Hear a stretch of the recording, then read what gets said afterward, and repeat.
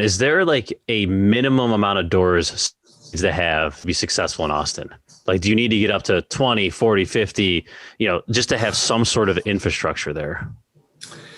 It depends on how you plan to manage. If you plan to be on site every single day, part of that building, the fabric of that building every day, you can make it work in a smaller building. If you're going to be on site, yeah, you can make it with a 4-6 unit building.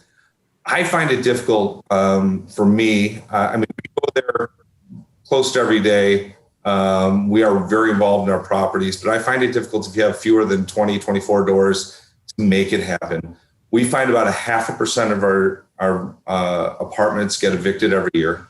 And we find that we get about 25 to 30% of our doors turn over a year. In order to absorb those costs, you have to have a certain amount of size in order to make that happen. And I remember at the beginning of my career in Austin, when we had fewer than 100 doors, and I knew everybody's name and was able to, I could remember in the back of my head who needed a new refrigerator and whose toilet was backed up. We kept our occupancy a lot lower. It was a lot easier. You knew whose relationship was kind of on the outs to prepare for that breakup and possible move out. As you get to a certain size, you need a lot more in order to absorb those hits that you can't foresee. And so I think things really changed for us when we hit about 300 doors. There was that period between 100 and 300 that was hard. Up to 100 was fine. 300 was a gap.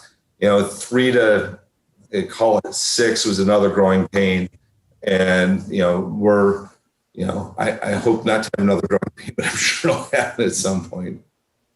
I think for any management company, 300 to 600, that's the average management company. I imagine a lot of the growing pains was around the management side of things. The average management company in this country is 250 doors.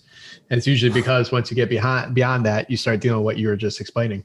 So very good point. And I love how you just worded you call it the absorption rate of having to deal with the higher cost of turnover, the percentage that no matter what kind of evict that you might not experience in the suburbs, and then also the amount of the percentage of turnover that you'll have. So that's a great way to look at that as far as you need to have X amount of units to absorb those additional costs. I like that.